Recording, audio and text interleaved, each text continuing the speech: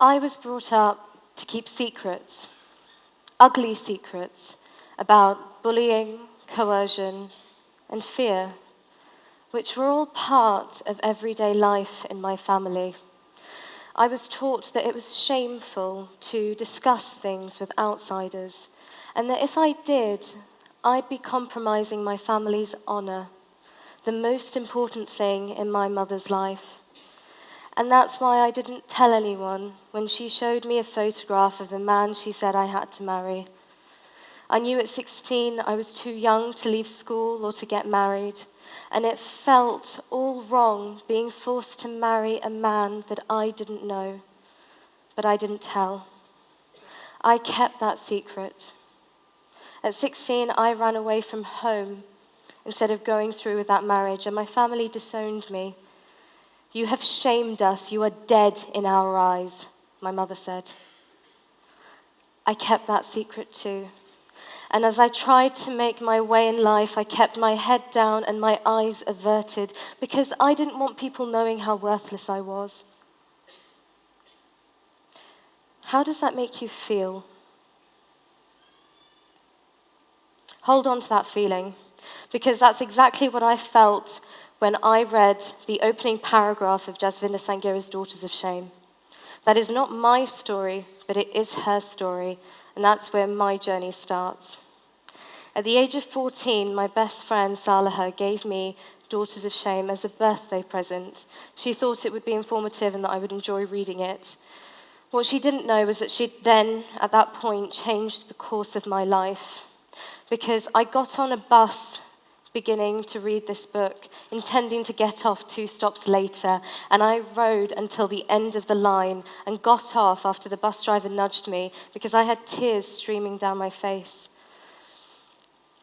Jasvinda's story, mentioned in this book, is alongside a collection of stories of men and women, other men and women, who have also suffered through forced marriages and honor abuse. And these stories hurt my heart so much that I knew I had to act. It was a case of me going home and not being able to sleep because I kept hearing these stories in my head over and over again. The one story that I'm going to share with you today is the story of Ozma Arshad. Now, Ozma was a Pakistani lady, born and raised there, who was brought to the UK to marry a British Pakistani man. She quickly adapted, though.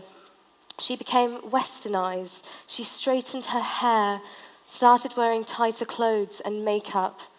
And somewhere along the way, somebody started a rumor that she was having an affair. And so her husband left her. But he came back a year later, and she knew there was something wrong with the situation. She said to her brother, "You count the days before he kills me." But she never would have gone back if she for 1 second had thought he would harm their 3 children. Not only did he beat her to death with a baseball bat, he beat to death their 3 children, the youngest of which was a 6-year-old girl. Around her wrist, she still had the wristband from the fairground she'd attended the previous day. And when asked by the police, when apprehended, and asked how he could commit such a heinous crime, you'll forgive my language because this is a direct quote, he said to them, "I had to stamp out that bitch's bloodline." Those were his children. They had committed no crime, and yet honor had poisoned his heart and gripped it so hard that he murdered them. Does that look like the face of a man who could murder his 3 children? So what is a forced marriage? It's a marriage where one or both people do not consent and pressure or abuse is used. And in the case of disability where you cannot consent to the marriage, it is automatically considered forced. Now, often when we think of force, we think of physical force, but more often than not with honor abuse, it's psychological. Your families are preying on your emotions because it's our parents that are supposed to love us the most in the world, and so if they're asking us to do something, more often than not, we think that it's in our best interest. And when we rebel against that and they start to use it against us and say, "Well, hold on a second, I've provided for you your entire life, I've bent over backwards for you, can't you do this one thing for me?" It gets complicated. So what happened to Jasvinder? Jasvinder did run away at 16, and she was one of 5 sisters who, one by one, were sent to the Punjab to marry men that they had only ever met in photographs, but she was the one who said no. She ran away. Her sister Rabina, unfortunately, was not so lucky. She was forced into a marriage. She had a son with her husband. The relationship was incredibly abusive, and in order to escape, she committed suicide. And that was when, in 1993, Jasvinder said no more. I can't continue to live in the shadows. And so she set up an organization called Karma Nirvana, meaning simply peace and enlightenment, to support victims of forced marriage and FGM.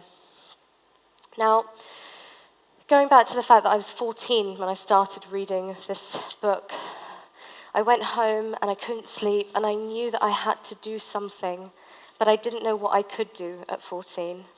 There weren't many examples of young activists that I knew of.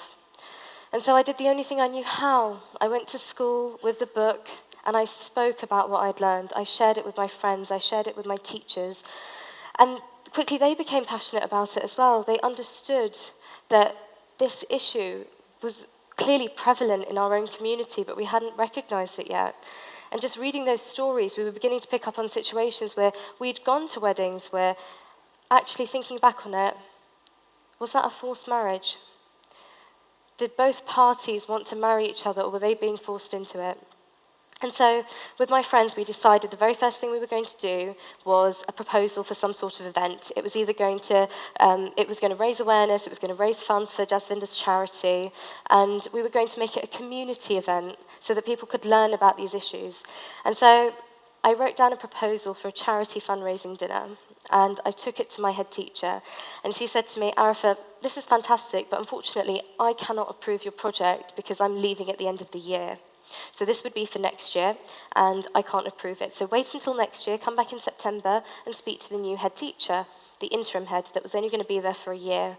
So I said, okay, Miss McFarlane. I went away over the summer. I added to the proposal where I was going to get funding, where I was going to find the entertainment, and how we were going to put an event of this scale together as kids, as 15-year-olds.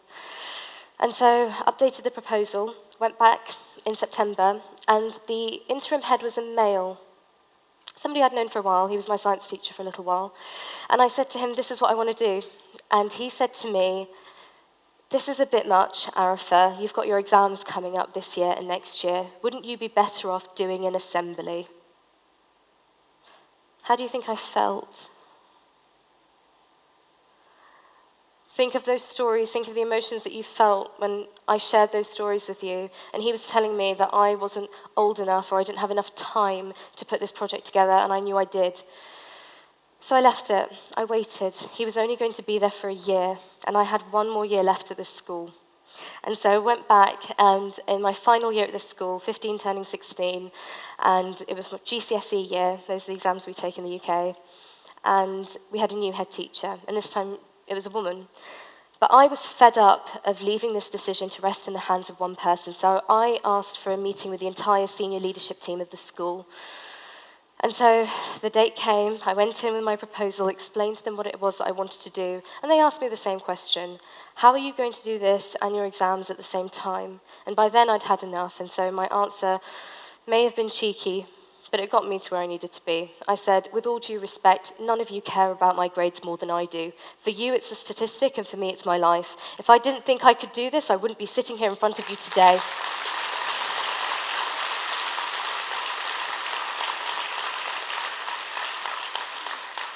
That's very kind. They didn't applaud.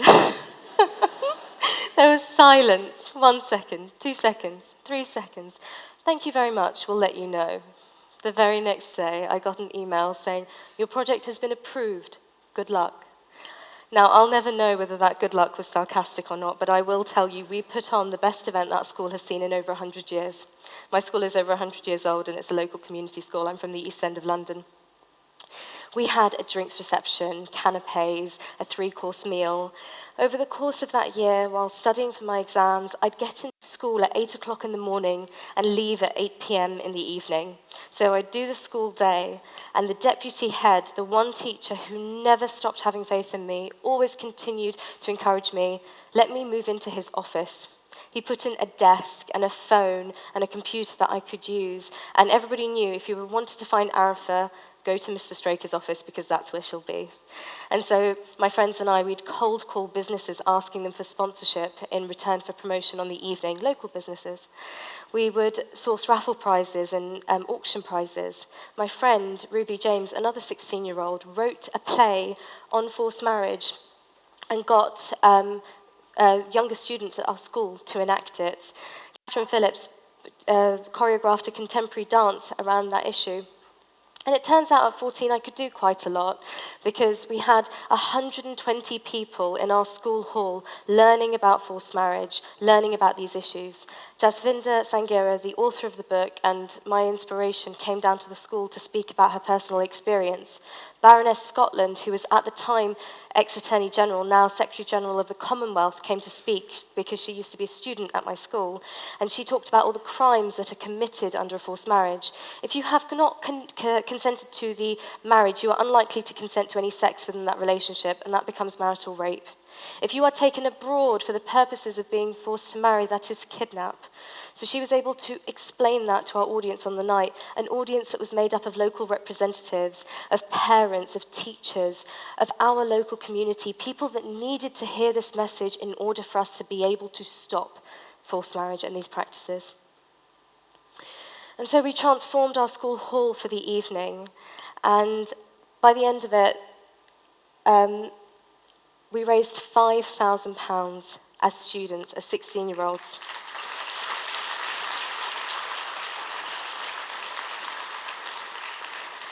I can also share with you that I left that school with 7 A stars and 6 A's, so I showed Mr. McCormack that I could do it.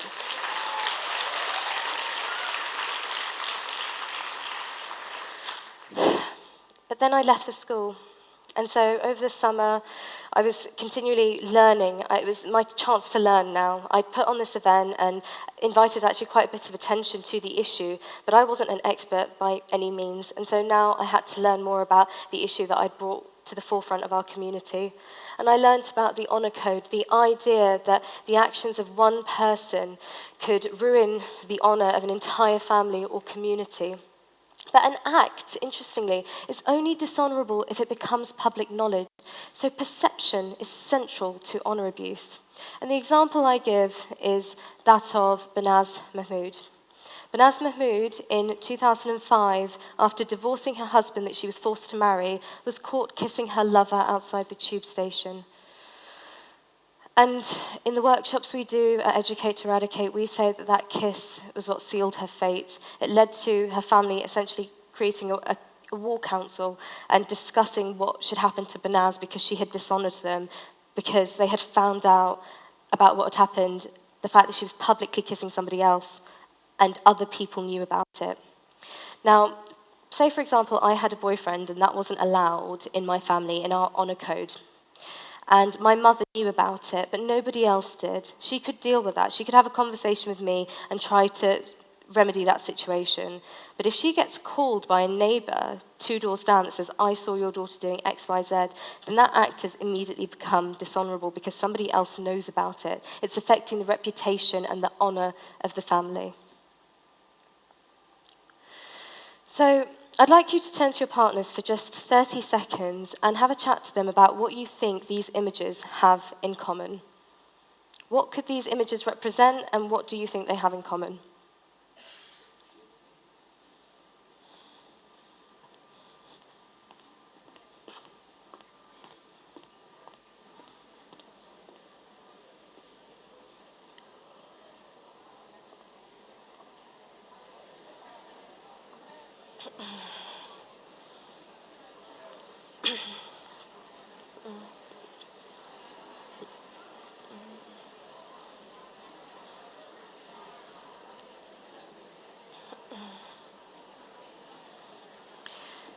Do we have any volunteers? Anybody who wants to share? Maybe come up to one of the mics.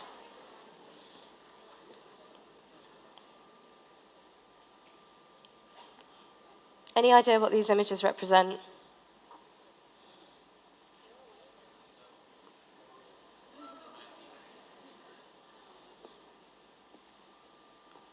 Hello, my name is Charlie from Korea. I think they are. Come on, we gotta know. We gotta know it by now. So I think what they are all mean is, all seem to be normal to lot of us, but for some people they are dishonorable act. Absolutely. Ah. You got it in one. So the first is a relationship.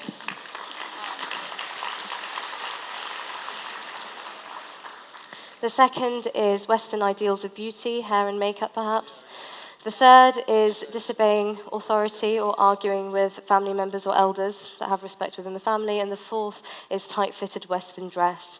Now, I grew up in an Iranian Pakistani Muslim family. None of those four things would break the honor code in our family because we don't subscribe to one. The honor code is something that is typically set by the males in the family. It's very individual to that family, but it's enforced by the women in the family. That's the interesting thing about it, I think. And any one of these images could break the honor code. It's not every family, but it's any family. And so when we talk about honor abuse, it's important to recognize that the things that we think are normal, and somebody is coming up to us and saying, I've just got caught kissing a boy outside of a tube station, my parents are going to kill me, you'd think that that was an exaggeration. Why would somebody kill you over a kiss? But actually, Banaz was murdered, and her body was discovered in 2006. And so it's incredibly important that we recognize some of the things that we think are normal in some families are not considered normal and can be triggers for abuse. So after learning about honor abuse and having completed this first event in my local community, Chaz Akoshile, who was one of my guest speakers at the first event, worked at the forced marriage unit. Now, it was a government unit that sat in the Home Office and the Foreign Office, and they had the ability to repatriate British citizens who had been taken abroad for the purposes of being forced to marry. And so he got in touch with me and said, look, Justine Greening, the Secretary of State for International Development, has got FGM, which is female genital mutilation, and forced marriage really high on her agenda. And she's putting together a youth summit, and I'd love for you to come and see what work the government is actually doing about this. And so off I went to the youth summit, and it was put together by a collection of young people who at the time weren't an organisation, but were just known as Youth for Change. And we'll hear a little bit more about them later, but this was the first time I properly encountered the issue of FGM, and I was beginning to put the pieces together. FGM, female genital mutilation, is any procedure that deliberately mutilates the female genitalia for non-medical reasons. It has no health benefits and is in fact very harmful in many different ways. It's not a cultural issue, it's not a traditional issue, it is not a religious issue, it is a form of child abuse, full stop.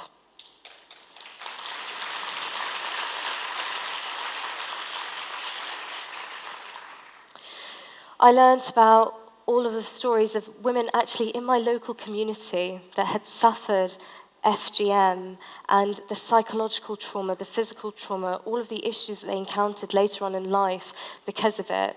And I knew that what I'd done so far wasn't enough. FGM is done to control female sexuality. It's done to ensure that a woman stays pure or virginal until marriage, effectively, in most cultures. There are various different reasons, and that depends on the region. It's a practice that is carried out all across the globe, much like forced marriage.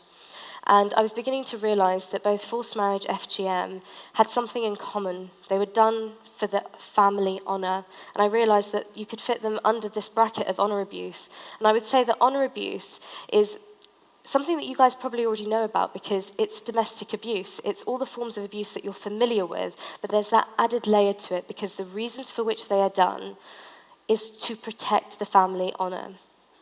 And so, for example, we know that at the center of all forms of abuse is power and control. But with honor abuse, it's power, control, and this need to enact some sort of vengeance for lost honor.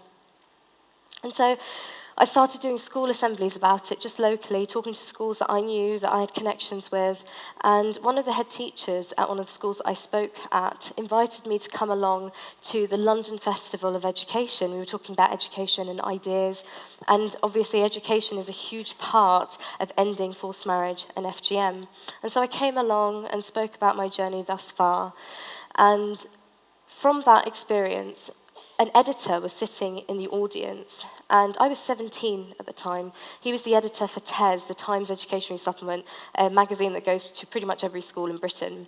And he reached out to me and said, "I'd love for you to write a feature on this, and we'll pay you, of course. And I think that it's really important that we have some youth voices on this issue." And it was the first time that somebody had actually invited me to write for something, and I'd actually said it's really important to have a young person's perspective on this. It kind of blew my mind. And so he gave me my first byline, and I started talking about this issue more on a national scale and realised that actually there's a lot more work to be done to end forced marriage and FGM, and I can't just keep working in my local community because it's affecting all of the UK and the wider globe, of course. So I joined Plan UK. Plan UK's youth advisory panel was there to make sure that Plan as an organisation was working with children as well as for children. And at the time, they had a campaign called Because I Am a Girl, which was about ending FGM. And so I got to see the work on a national level and see, right, what are we as a country doing to end this practice? And then later joined Youth for Change, the organisation that was just sort of starting up back in 2014. And Youth for Change at the time worked in 4 different countries, the UK, Bangladesh, Tanzania, and Ethiopia. And it was set up by Justine Greening as the Secretary of State for International Development because she believed in the power of young people. She believed that it was only young people that were going to finally be able to end FGM and child marriage within a generation. And so the role of Youth for Change in that space was to connect with governments and make sure that there was meaningful and effective youth engagement and participation on the issues of FGM and forced marriage, that they were working with young people to find those solutions. And with Youth for Change, we've had actually an incredible time. We've actually managed to make the change in law. So this particular image... This particular image, the story behind this one is I was invited to talk about our Train to Protect campaign. Now, the Train to Protect campaign at Youth for Change was about making sure that teachers, doctors, police officers, midwives, but particularly teachers, were trained in order to protect young people, that they knew enough about these abuses for them to spot the signs of abuse and prevent it from happening in the first place. But unfortunately, there was no law that said that they had to learn about this. There was no carved out time in the curriculum, etc. And so when Justine Greening moved from the international development portfolio to education, she decided that sex and relationship education should be a big part of her next steps. And so put forward a bill, essentially, to bring it back to the forefront, and then said we need to look at the guidance around this issue and see what topics are being talked about and ask people what it is that they want involved in sex and relationships education. And so with our Train to Protect campaign, we pushed really hard for FGM and child marriage to be included in that, for them to be able to learn about it in a school setting and for it to be mandatory. And I'm very, very happy to share with you today that we managed to get that change to happen, along with working with lots of different other organisations on these issues. And now, from 2020, young people will have to learn about FGM and child marriage within their schools.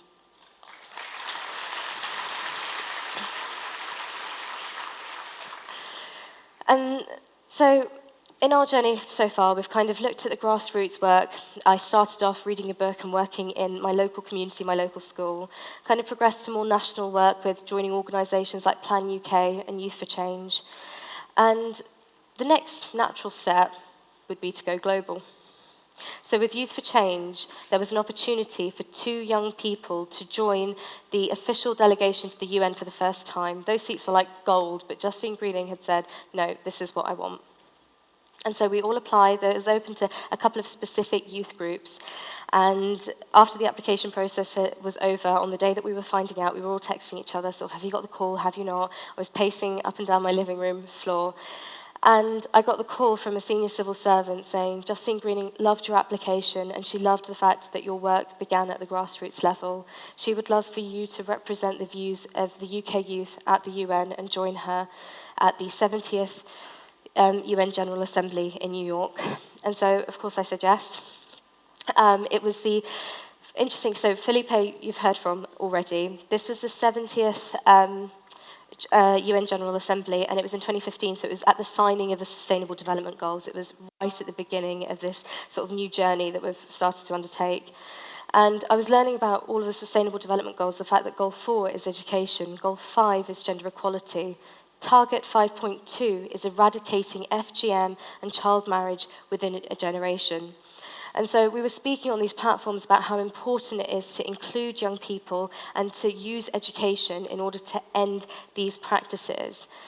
But for me, I kind of came full circle. I realized that I'd started off at the grassroots, gone national, then international. But for me, the Sustainable Development Goals are a framework for us to work under, because it's not the UN officials that are getting that work done, as Felipe said. It's up to us to be able to hold our governments to account and do the grassroots work. And so for me, at that point, it just made so much sense when I got back home in September to work out, what can I do back on the grassroots level? How can I take what I did at 14 and do it on essentially a wider scale? And that's how Educate to Eradicate was born.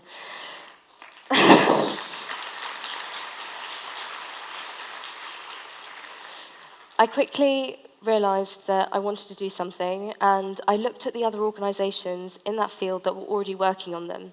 Now, one of the things that I think it's important to know is that when I started this work, I was standing on the shoulders of giants. There were people that were working on ending FGM and child marriage in the 70s and 80s in the UK. So this wasn't something new that I'd started. The work was being done already. But I had a look at these organizations, and a lot of them not only did education work in schools, but also did victim support and casework. And when it comes down to it, whether it's between going into a school and spending resources on that presentation or assembly, or getting that person that's in danger to a safe house, we know where those resources go. And so for me, it was really important to find some sort of initiative that's solely focused on education, that was only there to go in to teach doctors, police officers, midwives, people that needed to know how to spot the signs of these abuses so that we could protect and prevent. And so that's what I do at Educate to Eradicate now. I go in to speak to these people, and I also work with young people. We talk about these issues. We talk about how important it is for them to come forward and disclose to a trusted adult if they ever feel like they themselves or a friend of theirs may be in danger. So we launched on the 14th of July, which is a National Day of Memory for Honour Victims, and it's also the 30th birthday of Shafilia Ahmed, who was a victim of an honour killing in the UK. Now, Shafilia's only crime was that she wanted to be a barrister. She wanted to study. She wanted to be free, essentially, and her parents wanted to force her into a marriage. And when she continually refused, they ended up murdering her. And this was one of the first cases in the UK that actually resulted in a prosecution. So her parents are now currently serving life sentences in prison for what they did to her. And so on the 14th of July every year, we commemorate victims like Shafilia, victims like Banaz and Ozma for the experiences that they went through. And we say, next year, there's going to be one less, there's going to be two less. We're going to continue to educate people until we know that this practice has been eradicated. So we performed Duty, the play again. That's Ruby James in the Red Lanyard who wrote the play, with a brand new cast. We had another charity dinner that raised about £7,000, which is what I used for our startup costs at Educate to Eradicate. We launched in 2016, so we turned 3 in July of this year. The last couple of years have been all about building a solid foundation, making sure that our volunteers know the presentations inside out, and making sure that we are consistently sending the same message to all young people on the issues of forced marriage and FGM. But a little later on, about a year after I set up E2E, I realised that actually there was a space here to talk about activism and to talk about this strange journey that I've been on and how I've managed to get here today. I grew up on a council estate in the East End of London, in a single-parent family, and minority ethnic background, and Muslim. So there wasn't much privilege involved. And yet, at 18, I was representing the views of the UK youth at the United Nations. How do you get from there to here? There was nothing particularly special about me that I could say, this is the reason that I've been able to get to where I want to be. I can't think of a single specific thing. The only thing that I can think of is the fact that I knew my talent was public speaking. I've always loved speaking to people. I've always loved connecting and engaging with people. And when I found that moment that hurt my heart so much I was moved to act, my linchpin, I realized that ending honor abuse was my passion. It was not going to go away. Those sleepless nights, those sort of staying on the bus until the end of the line, I realized that that was my passion. What I did at that point was I put my passion with my talent, and I used them together to make a difference on the issue I cared about. And so when I do these speeches in schools, I had a whole bunch of kids coming up to me at the end of each one saying, I really want to make a difference about climate change or bullying, or I want to fundraise for cancer research, but I can't speak like you, so what do I do? And I started telling them, you don't have to speak like me. You may be good at basketball or football or playing the piano. Every single one of you here has your own talent, something that you're good at or that you enjoy doing. Find a way to use what you're good at to make a difference on the issue you care about. Now, my linchpin, that moment that hurt my heart, came at 14 years old for me. It may come at 40 for you. We will all have that one moment in our life. What matters is that when you experience that moment, you grab it and you run with both hands and you try to work out what it is that you're good at and try to find a way to use that to make a difference. Anyone can be an activist. You just have to find something you care about enough to act. And in order to wrap up, one of the key moments and experiences in my life that sort of changed the way I look at activism was in 2015 at the height of the Syrian refugee crisis. I'd been working on setting up Educate to Eradicate. We're registered as a non-profit, so there was a lot of paperwork involved, a lot of red tape and bureaucracy, and I found myself many days just sitting in my living room trying to get through this work, not out there doing what I actually loved doing, which was educating, communicating, and finding a way to share these stories with other young people.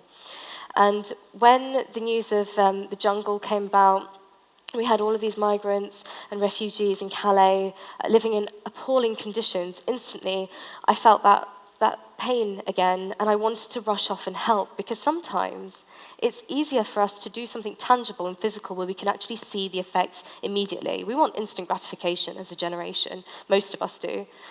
And so I was trying to fight against this urge to basically just jump on a ferry and start helping people. And it was then that my friend Rona, the other youth delegate that I went to the UN with, sent me a Christmas card with a quote. And I'll end with that quote, so you won't hear it just yet. But what it made me realize is that there is a battlefield of causes out there. There is so much that we can change about the world, so much that is wrong with the world at the moment. The world is hurting. But as activists, it's important for us to say, right, this is a battlefield, and I'm going to pick this spot, and I'm going to stand here for a little while. And if you are sincere and pure with your intentions, you will find very quickly that other people will come and stand with you. I did not get to be here by myself today. Today you see one pair of hands on stage. If you saw all the hands it took to get me here today in the position that I'm in, I would be standing in front of hundreds of people. Okay? Behind every successful woman, or man indeed, is a tribe of people.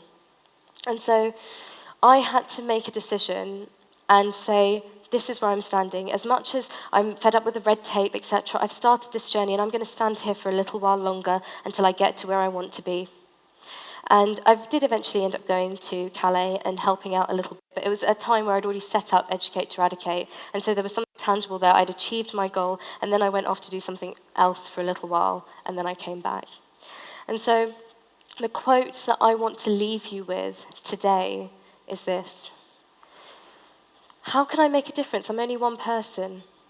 Well, changing the world isn't a big bang. It's an evolution. It's the sum of billions of tiny sparks. And some of those sparks will have come from you. Thank you. At the outset, I would like to wish you a very good afternoon. My name is Ryan, and I'm from the Maldives. So, first, I would like to talk about an issue that really goes on in Maldives. So firstly, I spent 12 years in India before. Back in India, like in my school, we had a lot of students from around the world, especially from Asian, like the nearby Asian countries like China, Sri Lanka, and the Thai students. So yeah, I returned to Maldives last year. So what I saw in Maldives was that Maldives really don't have the same level of cultural diversity. In Maldives, we do have migrant workers from countries like India, Bangladesh, and Sri Lanka, who actually are forced to move to Maldives due to the corruption in their countries. And what I really observed is that they don't really live in, that good conditions. Like they live in very unhygienic conditions and all that. It's really bad. And also, yeah, one thing is that after coming to USLS, I'm really glad that we got the opportunity to interact with the refugees. We really learned about what they had gone through and how they're not really able to move to any country they want. So yeah, one of my goals after going to Maldives is to raise my voice about setting up some refugee camps in the Maldives, because one of my goals in life is to make my country a multicultural nation, because I want the Maldives to embrace cultural diversity just like how it is in many other countries in the world, such as here in Malaysia, India, and also a lot of European countries. So you said anyone can be an activist. So I really,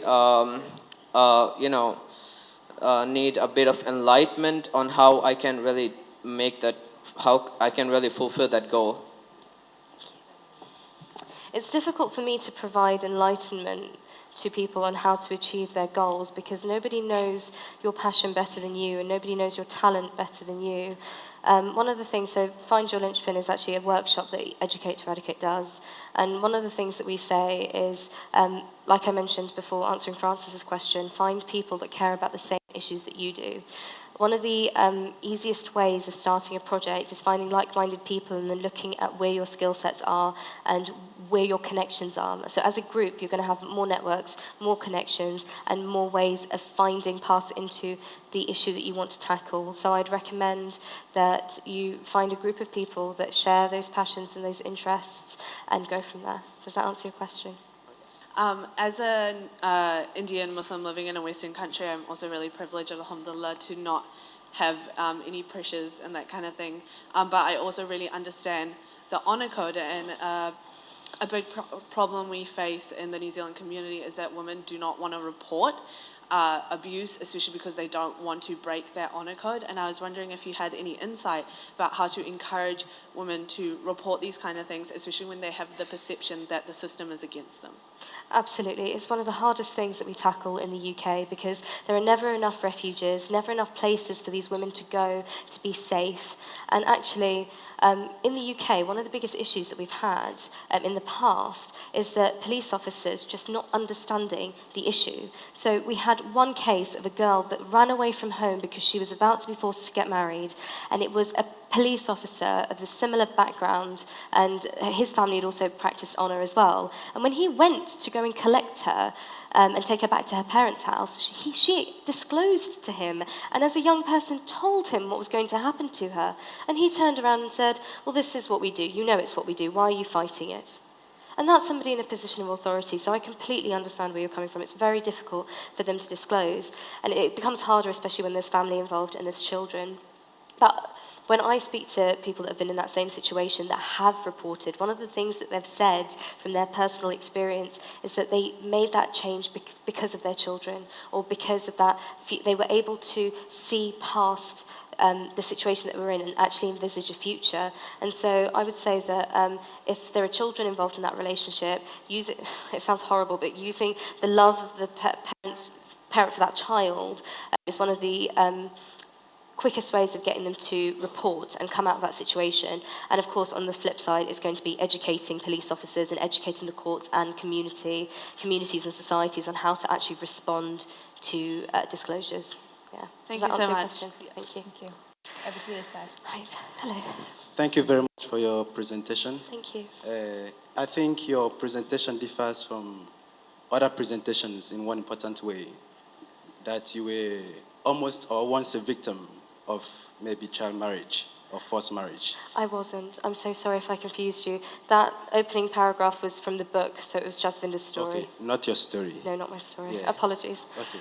My question, however, is in most presentations that I've heard, in this symposium, there seems to be a common trend of an invitation for us to go out to the world and do something for the world. And this is premised on the fact that maybe there are other premises, but I think one of the premises that I've picked up is that we are wealthy and privileged and have a lot, maybe more than we need. And therefore we need to go and give a little bit more to other people. My worry, however, is this is not the story of many of us. There are people in this place that probably they are coming from impoverished background and community themselves, and probably impoverished families. And the way they will approach this conversation will be different from someone who is privileged, who is probably well-educated, who comes from a better country, than probably most of these places. And why am I saying this? I say this because I think one of the things we should do as young people, as emerging global leaders, is to disrupt ourselves first. Because as Bill O'Brien said, the success of our intervention depends on the interior condition of the intervener. How are we internally? Because in this symposium, there are comments I've heard, and very troubling comments, racial comments that are worrying and troubling. And if we are in this space and we call ourselves global leaders and we have not disrupted ourselves enough, then our intervention will be problematic. Even if we go to impoverished communities to intervene, we intervene from a place that is very worrisome. Probably we go to Africa or go to Cambodia, and maybe our premise is that we are superior, we are well-to-do. So I don't want to go into a speech, but maybe my question is, what is some of the personal development, what is some of the internal work that you have done yourself to be able to have the quality of intervention you do in the world? Because I feel that you do an important work, and your work is very valuable. And it also struck me that you use education as a leverage point in your intervention, rather than going to maybe a selected community, but you feel like education is that lever that can shift things in the system. What is that personal work that you have done yourself that have given you this confidence in the world to have this quality in your intervention? Okay, so I would say that I did mention earlier on, but I didn't grow up with very much privilege at all.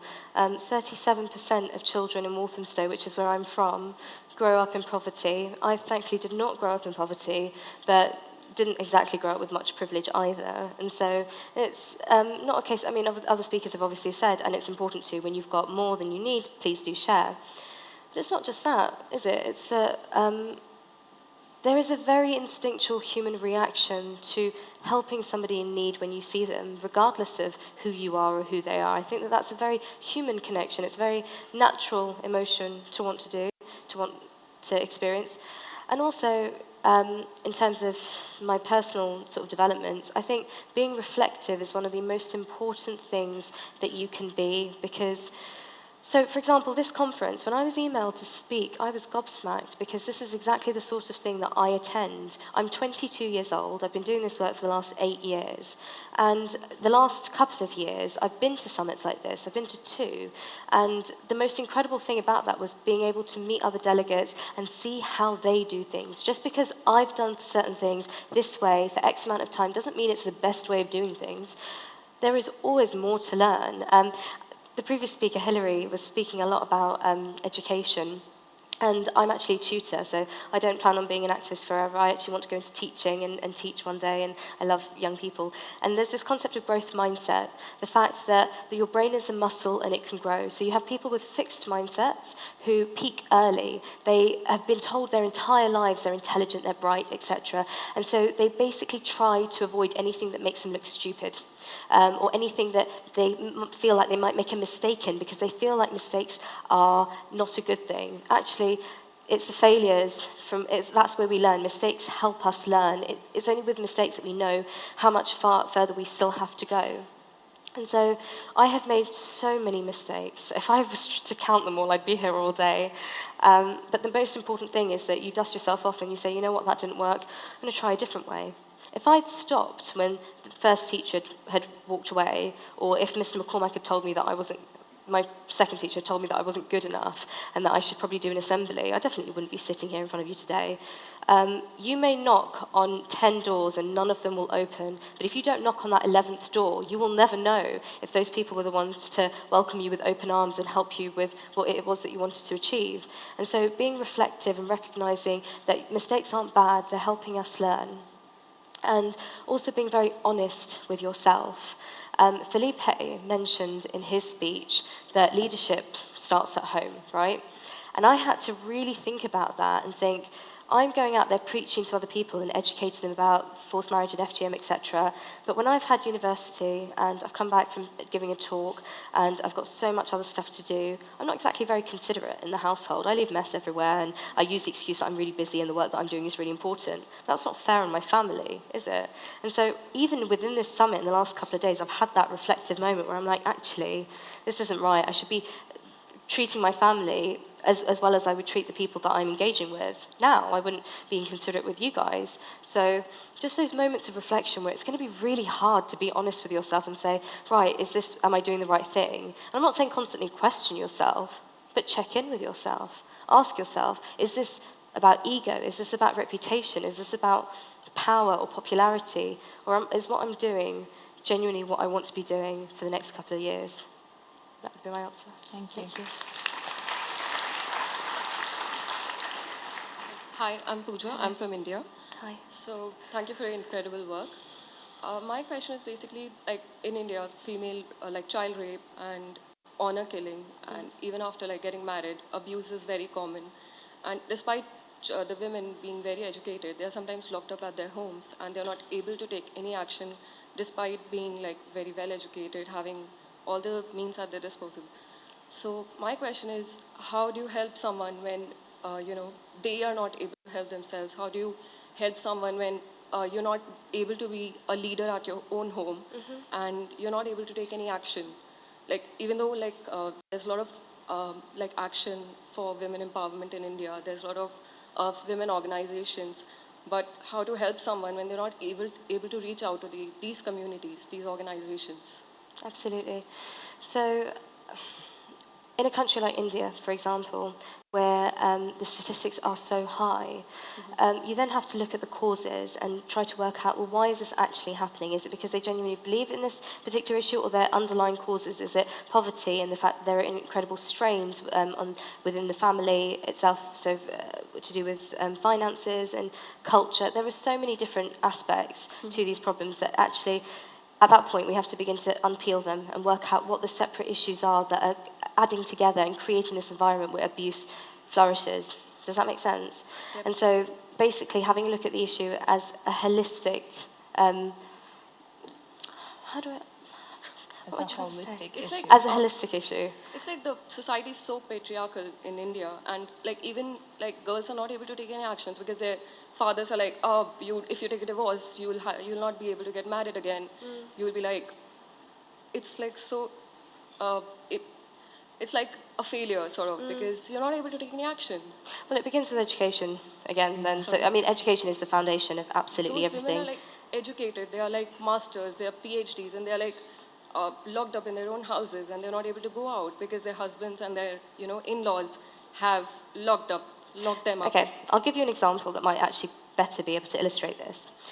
In the community that I'm from, they did basically a talk with a group of men from Somalia whose daughters and wives, etc., had FGM done to them. And in this talk, they actually explained to them what FGM is, what it does, how it affects women, how it then affects their relationship with men, etc. And every single one of those men said, if I'd known this, then I never would have let it happen to my daughters. Does that make sense? So when you're tackling issues like FGM, forced marriage, and honour abuse, particularly in a place like India, for example, where, much like Somalia, 95% of women are cut in Somalia, a lot of women in India are forced into marriage. There is a small Indian Bahra community that actually practices FGM as well, but it's very, very small statistically in India. It then again becomes about educating them as to why this is not the best thing for them. So, for example, not sending girls to school because you think that girls are going to get married and then go off into another home, and so therefore they're a liability. Actually reversing that and saying, well, if you do send them to school, they'll be able to help you as a family as well, and if they're better educated, they'll have more opportunity and they'll be able to go further. Just those very basic sort of conversations on in different villages, in different communities. The more you do that, change will come. It's not for nothing. It will happen. I promise you. I hope so. I hope so. Thank you. Over to Hi, Lisa. I'm Prableen from the University of Sydney. Can you explain why you think grassroots was the most effective means of conveying your message rather than getting caught up in the allure of working for the UN? So you've already had to talk about how great the UN is, right? Going there and seeing how they work and the sorts of things they actually do, getting those countries to agree to those goals was their job. They had to get all these people in a room together, and that's hard enough, as he mentioned, to get them to agree on something. So the fact that they agreed on 17 goals and all these indicators and targets was a massive thing. But it's not their role to be the ones to actually enforce it. They can't, first of all, they can't enforce it in different countries, and they also can't go to every single country and start programs there. So then who does that fall to, if not us? If we're not doing it, who else is going to do it? Nobody, the government's not going to be like, oh, well, we are committed to these goals, let's go do that. Then, no, they're not going to do that. We have to hold them accountable, because otherwise we will be sitting in 2030 and not have achieved any of the things that we want to achieve. And so I'm a bit of a doer. I like doing things, and I love being in front of a classroom and teaching them and knowing that maybe one day the information that I gave them will save somebody's life. Now, I don't know for sure, but I've got to live in hope, right? Yeah, does that answer your question? It definitely does. Thank you. Thank you. Thank you. Over to this side. Hi, I'm Rabiba from University of New South Wales, Sydney, but my parents are actually from Bangladesh. So I'm quite familiar with the honour code you mentioned and how the conservative religious values that are quite prominent in Bangladesh. Some of my second and third cousins actually got married at the ages of 14, 15, and I could never really wrap my head around that fact. So I guess my question is, how would you define, or I guess say where the line is between arranged marriage and forced marriage? Okay, excellent question. Arranged marriage is completely different to a forced marriage, because it's basically like being set up by your parents. It's like me going home tonight, back to London, and finding a handsome doctor waiting at my table, and my mum's like, have fun, and she's off. Sort of, it's basically set up a date sort of thing. An arranged marriage is where you get to meet the person, you get to know them, you get to then choose, both of you get to choose whether or not you do want to get engaged and then later get married. A forced marriage is where you have no choice, either one party or both parties. But an arranged marriage can transition into a forced marriage. So say, for example, I say after about 2 months of seeing this guy, yes, I want to get married to him, and then a week later I get an opportunity to move to New York and do a master's or something, and I go to my mum, Mum, I don't want to get married, I want to go off and do this thing because I want to educate myself and I want to do X, Y, Z. And she stops me and says, hold on a second, you're engaged. the entire community know. What do you mean? You can't back out of this. What will people think? What will his family say? Etc., etc. And then once that emotional abuse and pressure begins to be applied to that situation, that's now transitioned from an arranged marriage into a forced marriage. So there is a very fine line between the two, but there is a difference. Would you say, for example, submission, so say, for example, like a 14, 15-year-old who might not be as educated or aware of the consequences, would you say submission from their side would equate to forced marriage? Or would absolutely. If you get married under the age of 18, it's child marriage. That's it. Full stop. Okay. It's wrong. Fair enough. Thank you. Yeah. Thank you. Thank you. Hi, firstly, thank you so much for the work you do in this area and your advocacy. My name's Kate, I'm from the University of Newcastle in Australia, and FGM, honour abuse and honour killings, they're criminal acts. And I was wondering, what's the prosecution rate in the UK that you know, and in other countries of these crimes? And, sorry, the second part of my question, anticipating it's going to be a low number, is what can be done in that space so that there are the right number of prosecutions to the crimes? Okay, so first of all, when we're talking about prosecution, of course, justice is incredibly, incredibly important. But we have to look at what we're asking young people to do, because it's often young people in these situations. So, for example, FGM has only had one conviction despite being outlawed in the UK since 1985. 137,000 women live with the effects of FGM in the UK presently, and a further 65,000 girls are at risk of FGM in the UK every year. And the one prosecution that we had came from my hometown. So the work that we're doing is clearly very impactful. Like, we've actually managed to get a prosecution, but when we're talking about prosecution, we're talking about young people taking the stand and basically handing the sentence over to their parents, the people that were supposed to love them the most. And so there's that incredibly conflicted relationship there, because often with FGM, you're abused, but you're rewarded for it because it's treated as a celebration, something that is supposed to happen. And it leaves you with a massive sense of confusion about who you can trust. And when you've got siblings as well, younger siblings, you know that by testifying, you're tearing the family apart. It's an incredible burden to put on young people. And so I personally think that that's why we have so few prosecutions. Not only is it an incredibly secretive and taboo practice, when the cases do come forward, it then becomes incredibly hard to convince young people to tell their side of the story. So those are the challenges. What we can do to change that, this is why I work on education, because I think that prevention is more important than justice, effectively, because getting those prosecutions is incredibly hard. When those legislations came through, there was a split camp amongst the activists, whether or not it would just drive these abuses further underground, or whether it would actually bring them up to light and we could actually begin to prosecute them.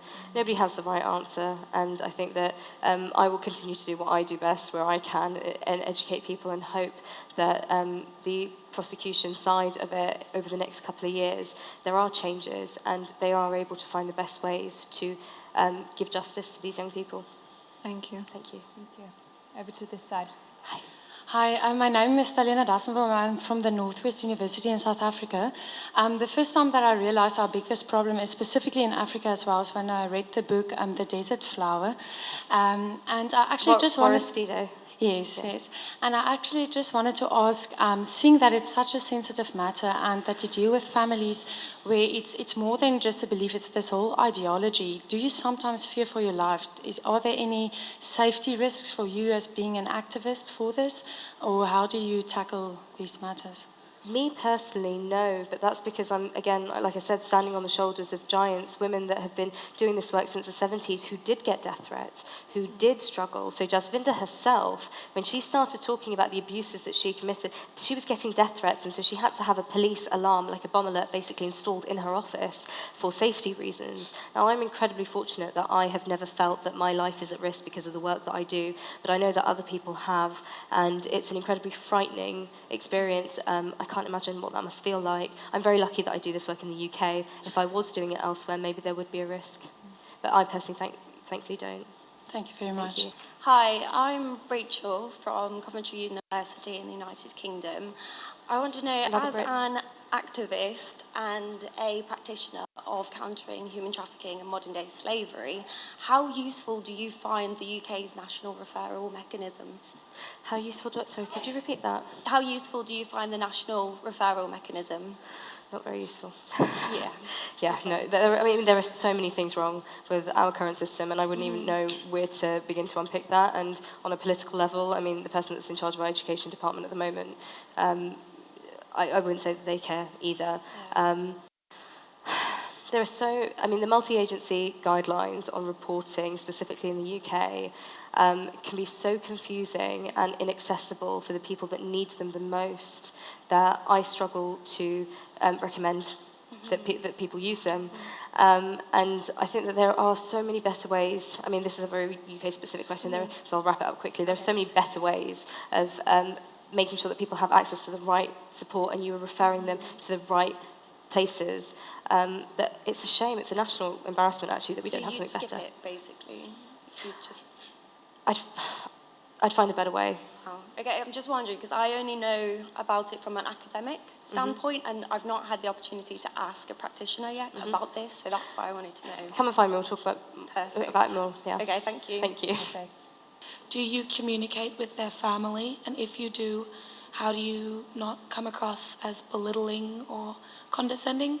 And if you don't communicate with their families, how do you help the young women reconcile what they're learning and what they're experiencing with the services that you provide and what they're learning and experiencing at home?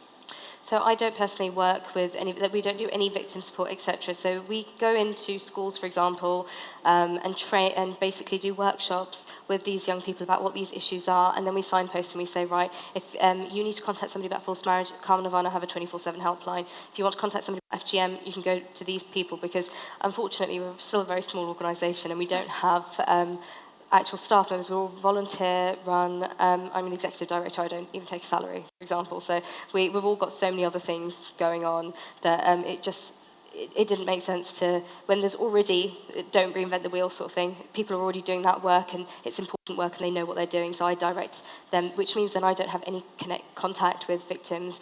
And so unfortunately I can't answer your question. No, that's so fine. Thank you so much. Thank you. Thank you. Over to this side. I'll just ask you to stand close to the mic so we can all hear. Okay.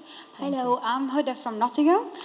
Thank you so much for putting this across in such a clear manner, because it's one of these hard things to explain of where it actually comes from. So this is just for me to kind of put it together. So I kind of talking about prevention. I feel like there are two types of women basically in this.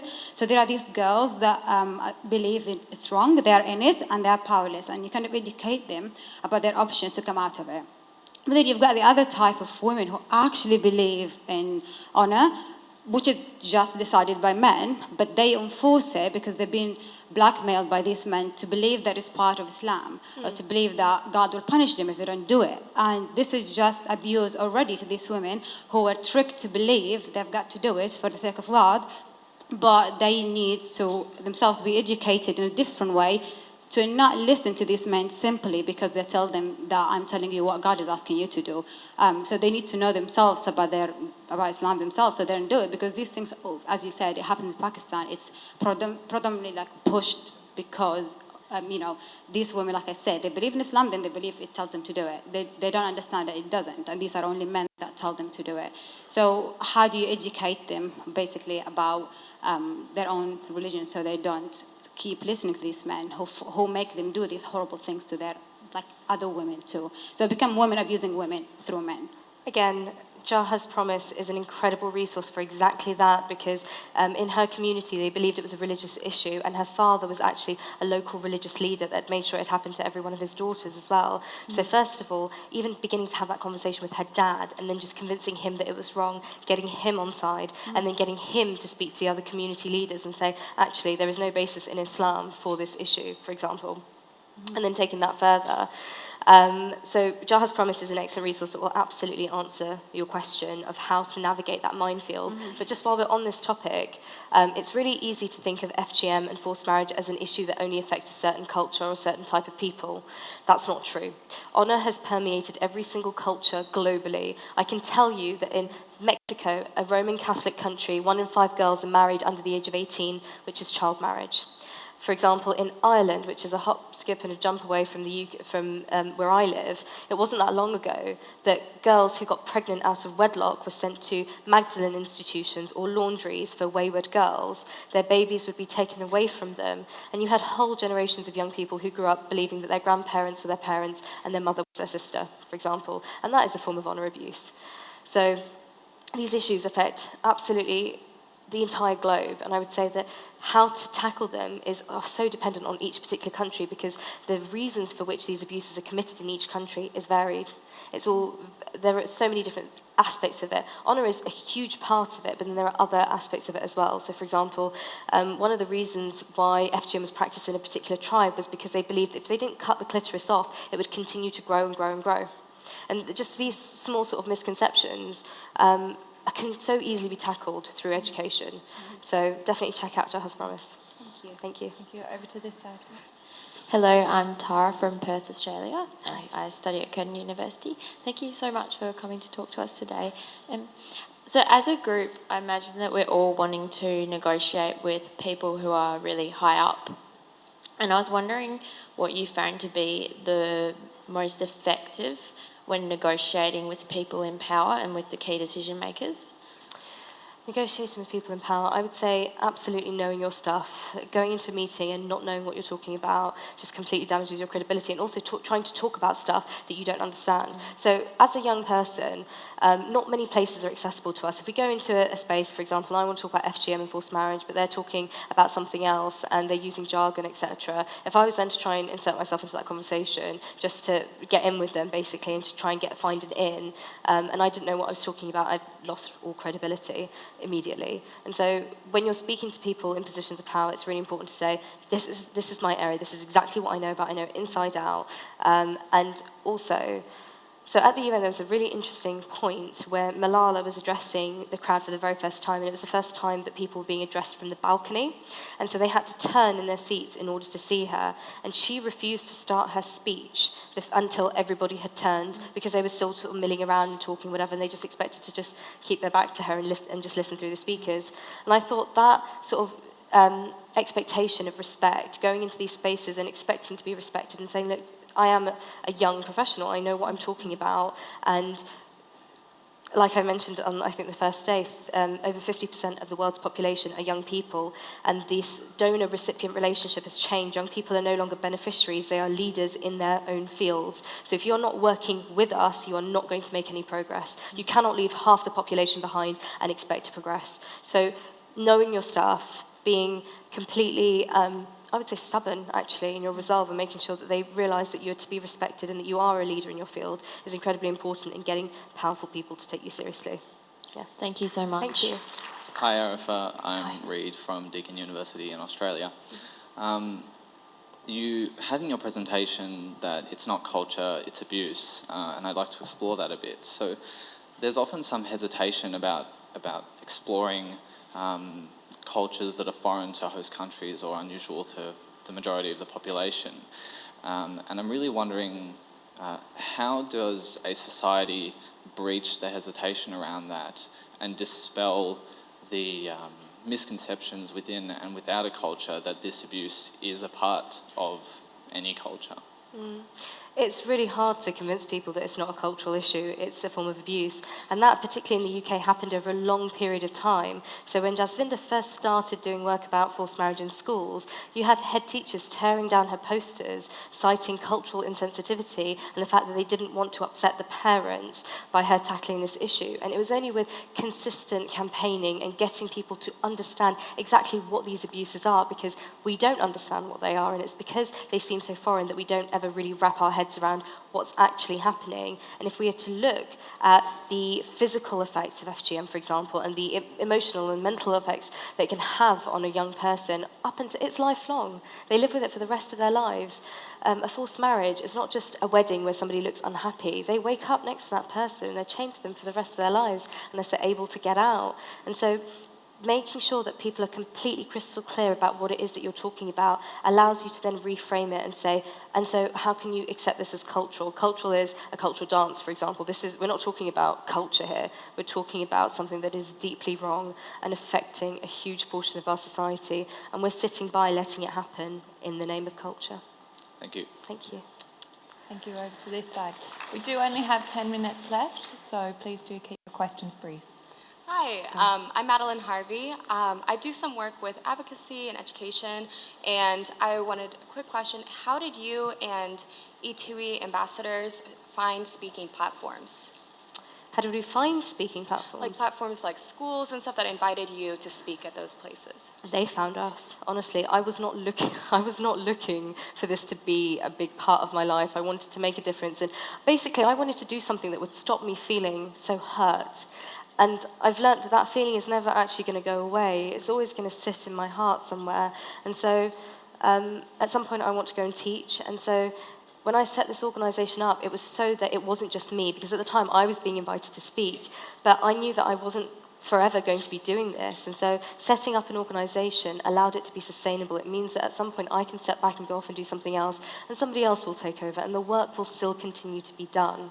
And so that part in my heart that hurts about these issues is always going to be there. But in terms of other people asking for sort of me to come and speak, it was completely unexpected. It was just one school had spoken to another school, and then it just kind of jumped around, and before I knew it, I was speaking in schools, and it became a thing, and then the invitations continued to keep coming, and I just decided to say yes to them and didn't really know where I was going to end up. So yeah, sorry I didn't go looking for them, unfortunately. No, that's fine. Thank you so much. Thank you. Over to this side. A very good afternoon. I'm Utkarsh Sarbahi from RMIT University. And the part of India that I originally come from, I've actually heard more heartwarming stories about these types of marriages than the tragic ones. For example, my very own grandparents, who actually lived a life full of love and dedicated their lives to the happiness of each other. So I was actually curious to know that the practice of such types of marriages should really be labeled as a bad thing, or instead should we say that there is definitely wrong with the mentality of those cruel people who commit such unacceptable crime with women? Thank you. So I would say marrying under the age of 18, you've got to consider what that actually means. It means that you are leaving school. For a lot of women, it means that they will leave school, get married, and quite quickly become pregnant, and then be inducted into this household. Now, I would put that back to you and say, is that fair? Is it fair to not allow them to reach their fullest potential, for them to explore what it is that they want? And if they're being told that marrying early is a good thing, how many things are they missing out on? There is so much out there that they don't even know about at that stage, but they're already kind of being pigeonholed into this one very specific route. I would say that as young people, it's our responsibility to dream big and to educate ourselves and to go out there and experience the world, which you cannot do if you've been married under the age of 18. That completely then cuts you off from society, because a lot of child brides are completely isolated in their homes. And so there may be some stories of very happy marriages, but on the whole, I would say that it's unfair to these young people because they don't know any better, but we do. We know that there's so much out there that's available to them, so why would we not try to give them that opportunity? Does that make sense? Yeah, perfectly. Thank you. Thank you. Thank you. Over to this side. Hi, I'm Zhong Yujia from University of Lanzhou, China, and firstly, thank you for what you did for the for the option of female marriage. Just like what you said, because of social pressure, family pressure, and public opinion, some girls just don't have a chance to choose who they can marry. And unfortunately, some of them just can't realize that and don't know how to break it. Well, some will say that education will help, just like what you did. You teach them, give them message. But, in some area, some poor family just don't have enough money to send all their children to the school to have education. So in that case, how could these girls as an individual do to change their life, to choose who they can marry? how could I do in Those that case? situations are incredibly hard, and I personally don't work in those situations. There are organisations like, for example, Plan out there that do work in these communities, in these rural communities where there isn't very much money or education around, and they try to put programmes in place. I think it would be very difficult for a young person in that community to recognise it's wrong and then try to do something about it by themselves. It's very, very tough. But I would say it's not impossible. There are always ways, and without knowing like specific context, etc., I would say that there are always ways of making a difference within your local community, even if there's not very much support available. But it, of course, depends on a case-by-case basis. And I think one of the best things to do in that situation would be to try and reach out to a larger organisation and say, look, this is an issue in my local community. I don't have the resources to tackle it.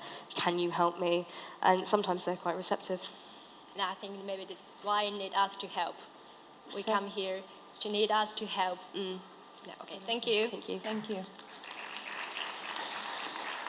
Last question. Hi, my name's Seema. I think you know me. I'm from the Edith Cowan University in Western Australia. First of all, I just wanted to say I'm immensely proud of you as a fellow Afghan Pakistani. I think you're doing an amazing job. And so I just wanted to say, you spoke about making it mandatory across the board to teach all students about honour abuse by 2020.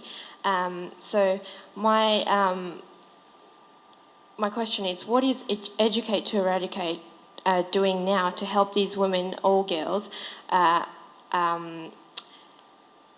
identify their rights from a very early age? Because, you know, as someone who has broke the honour code myself, I can say that I wasn't very well educated in what my rights were. So I also feel that a lot of women would be unclear about their rights, girls, about their rights. And I want to know what is Eradicate to Educate doing to teach girls about their rights and how they can fight for it. So credit where credit is due. There is an organisation in the UK called ICRO, the Iranian Kurdish Women's Rights Organisation. And around the time that I was setting up Educate to Eradicate, they actually put out a campaign called Right to Know. And it was all about knowing your rights in that particular issue. So they've got a fantastic campaign already that's in schools and is working. So again, no need to reinvent the wheel. Happy to support them and give them connections with our schools, etc., and collaborate with them in that way because they've already done the groundwork for that. Whereas for us, because it's going to be mandatory from 2020, what I've been working on is expanding our volunteer base and making sure that we've got enough people trained to deliver our programs. That in the run-up to that, we're sort of emailing out all schools, telling them what our programs are and inviting them to come and work with us and inviting them to basically invite us into their schools and meet those requirements. So yeah, that's what we're doing. Yeah, I think that would be incredible because, as you did say, you know, these things are sort of encouraged to be kept as secrets so that, you know, the neighbour next door doesn't know about it and stuff. So I just wanted to say, Hamisha Muwafaq Bashi. Thank you. Merci. Merci.